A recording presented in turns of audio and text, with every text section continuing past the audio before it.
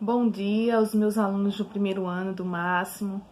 Então, passando aqui, professora Renata, professora de Geografia, passando para uma revisão com vocês do conteúdo que nós vimos durante o primeiro bimestre, certo? Uma revisão com vocês, para que depois, quando passar todo esse processo, nós possamos começar com conteúdo novo, certo? Então, a gente parte do primeiro conteúdo na qual nós vimos, né, que foi a estrutura da Terra.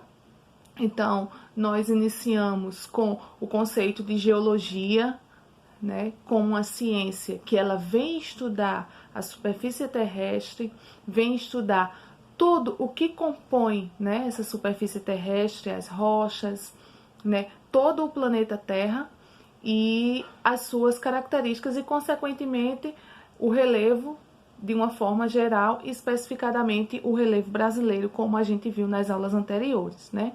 Então, nós vimos que a Terra, né, ela tem mais ou menos 4,6 bilhões de anos e que ela vem passando por um processo, né? A Terra, ela é dinâmica, né? E com isso, a gente vê também a questão de como está dividido esse conteúdo no sentido das eras geológicas, né? A gente viu que a gente parte do período do pré-cambriano, né? O período pré-cambriano, onde iniciou todo o processo de formação das primeiras rochas, iniciou o processo da formação dos oceanos, e até o período mais recente, né? O período quaternário, que é o período que nós estamos, que foi justamente onde se desenvolveu a espécie humana.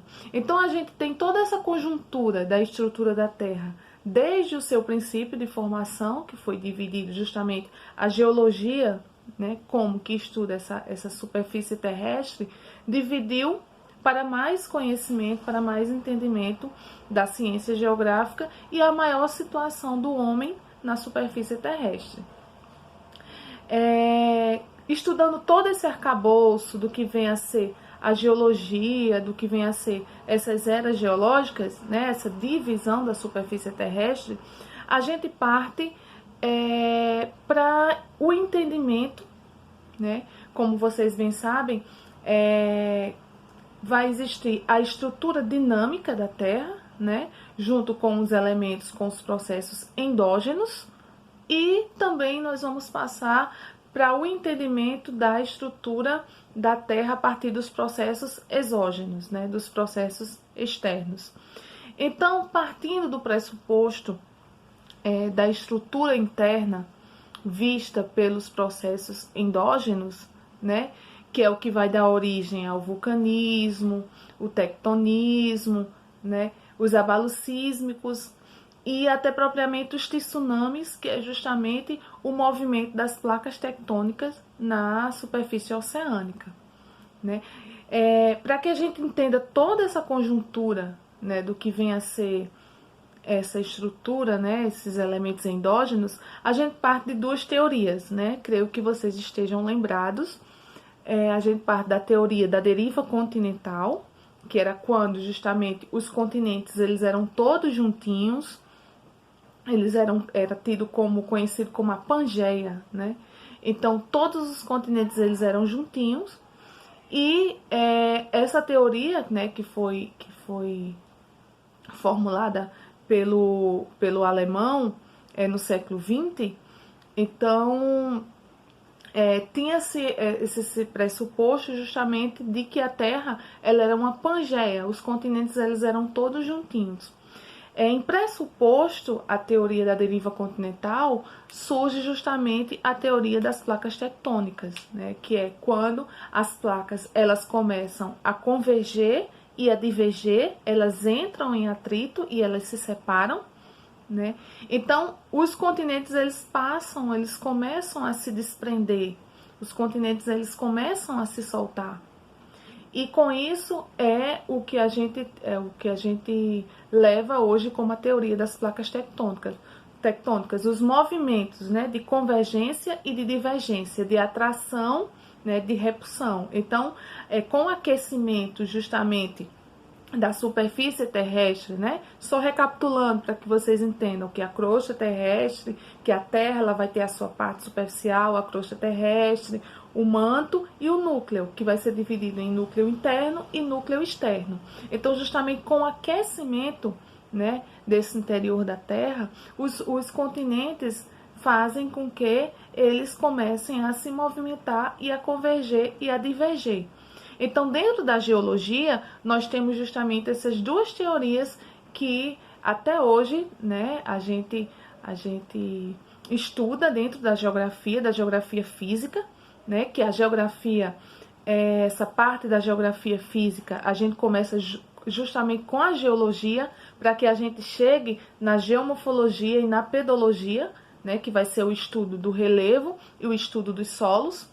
Então, a gente começa justamente por essa geologia. Então, é importantíssimo que nós entenda que existe dentro do estudo da geologia essas duas teorias que foi justamente que deram o pontapé inicial para o desenvolvimento do que vem a ser hoje o nosso relevo, certo? Então, só recapitulando, as duas teorias da deriva continental, onde os continentes eles eram suspensos, né, eles eram juntinhos, e a teoria das placas tectônicas, que com o aquecimento do interior da Terra, os continentes eles começaram a se soltar, né, com a conversão, converger, começou a converger e a diverger, entrar em atrito, né, com o aquecimento da Terra. Então, a gente saindo justamente dessa teoria das placas tectônicas, a gente entra justamente por esses elementos que são fundamentais também para a formação do nosso relevo, que é os elementos endógenos, conhecidos pelos elementos internos, certo? Então, o vulcanismo, o tectonismo, os abalos sísmicos, as tsunamis, né, que ocorrem justamente na crosta oceânica, é formado através desse movimento, né, das placas tectônicas. Então, para que um relevo ele chegue a se formar, né, a gente precisa desses elementos internos. Mas nós precisamos também dos elementos externos, dos elementos endógenos, né? Nas aulas a gente viu justamente que esses elementos endógenos, esses elementos externos, que são justamente a água, a importância da água, a temperatura, né, os ventos, né, nós vamos ter formação de relevos, os relevos uniformes, eles são justamente formados através dos ventos. Então, esses elementos, a água, principalmente a temperatura, o vento, né, a umidade, ele vai ser importante, os organismos vivos, né, que são as bactérias, as plantas, tal, elas vão ser justamente importantes para a formação do nosso relevo. Mas aí, pessoal, a gente não pode esquecer, nós não podemos esquecer do processo de formação das rochas. Para que a gente chegue na parte da geomorfologia, na parte da descrição do relevo, nós não podemos esquecer também da importância das rochas, né? Ficou bem claro em sala de aula, né, bem debatido, que as rochas, né, que as rochas elas passam por um ciclo. E esse ciclo é um ciclo de transformação, é um ciclo que vai estar influenciando justamente para a formação e o desenvolvimento das rochas. Então, na superfície terrestre, nós vamos encontrar três tipos de rochas, né? Que vão ser as rochas magmáticas ou as rochas ígneas, né? Que essas rochas, elas são formadas através do resfriamento do magma. E com o exemplo de rocha magmática, né? Rocha ígnea, nós vamos ter o basalto. Nós vamos encontrar na nossa superfície terrestre as rochas metamórficas. Essas rochas metamórficas, nós podemos ter como exemplo o basalto, o mármore. O basalto vai ser magmático. Então, nós vamos ter o mármore, né? Como um exemplo de rocha metamórfica. É uma rocha que ela passou por transformação. E nós vamos encontrar as rochas também, as rochas sedimentares, né? Essas rochas sedimentares é areia, né? O calcário, são rochas mais de fácil quebrar, de fácil absorção da água, né? Então, as rochas na superfície terrestre são encontradas né, em magmáticas ou ígneas, metamórficas e sedimentares.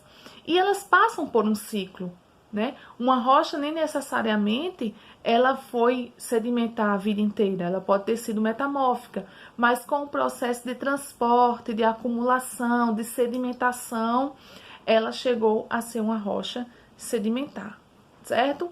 Então, antes de a gente chegar ao pressuposto de entendermos esses elementos exógenos, a gente não pode esquecer também do processo das rochas, que é muito importante estar em grande quantidade na superfície terrestre, certo? Com relação que eu falei para vocês, os elementos exógenos, os elementos né, que estão na superfície terrestre, que vão ser de fundamental importância, né, para o desenvolvimento dessas rochas, tem um fator importante, né? Quando a gente estuda rocha, quando a gente estuda relevo, quando a gente estuda solo, que é a questão do intemperismo. O intemperismo está muito presente no processo das rochas. Então, recapitulando, nós podemos encontrar 3 tipos de intemperismo na superfície, né? Que faz parte do processo das rochas também. Vai ser o intemperismo químico, o intemperismo físico e o intemperismo biológico. Então, se nós temos esses elementos externos, né, esses elementos endógenos, que são justamente a água, a temperatura, que é o sol, o vento, né, os micro-organismos, então eles vão ser importantes para esse intemperismo. Um exemplo, o intemperismo químico, né? Quem influencia esse intemperismo químico? Quem vai ser o elemento determinante? A água. Né? A água vai ser um elemento importante para o intemperismo químico. Então, nós vamos ter a presença de um intemperismo químico nas rochas nas regiões mais úmidas, né? Nas regiões onde o índice de pluviosidade é bem maior. E o intemperismo físico, né? O intemperismo físico, nós já vamos ter a importância da temperatura, do sol, das áreas que têm um maior índice, um menor índice pluviométrico e uma maior estação seca, né? Então, essas rochas acontece muito a questão do intemperismo físico, certo? Então, as regiões mais áridas acontece com maior frequência essa questão do intemperismo físico. O que acontece? Durante o dia, as regiões, né, a temperaturas são mais elevadas. Então, durante a noite, as temperaturas elas caem. Um exemplo é na nossa região do Cariri, na região do sertão nordestino, do sertão paraibano. Então, as rochas elas se contraem e elas se dilatam, justamente por conta desse intemperismo físico, certo? E também temos a importância do intemperismo biológico. Esse intemperismo biológico vai ser justamente...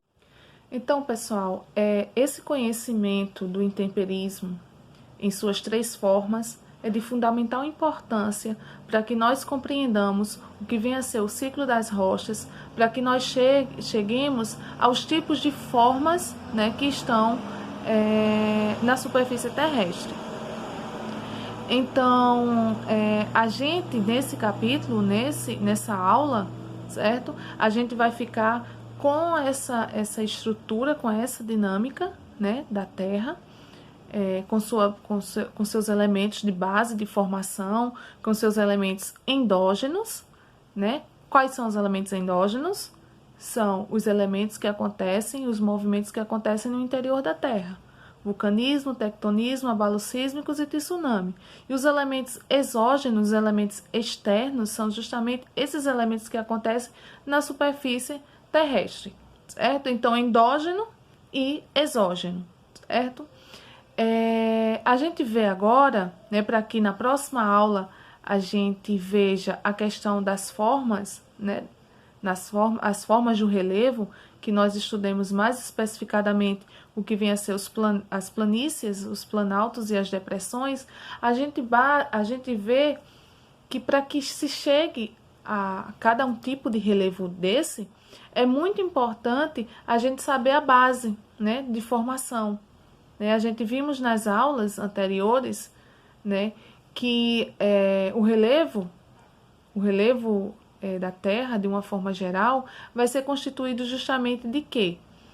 De bacias sedimentares, de crátons, né, que são as formações mais antigas, e os dobramentos modernos. E a gente viu que o território brasileiro ele vai ser justamente formado de bacias sedimentares e os escudos cristalinos, que são os crátons, né? Os dobramentos modernos é uma forma soerguida, né, mais recente. O relevo brasileiro, como a gente sabe, é um relevo antigo, é um relevo de formação bastante antiga. Então, no Brasil, especificadamente, nós não vamos encontrar dobramentos modernos, né? Os dobramentos modernos são justamente aquelas montanhas que vai ter um pico mais elevado e que a gente pode usar como exemplo a Cordilheira dos Andes, a Cordilheira do Himalaia, certo?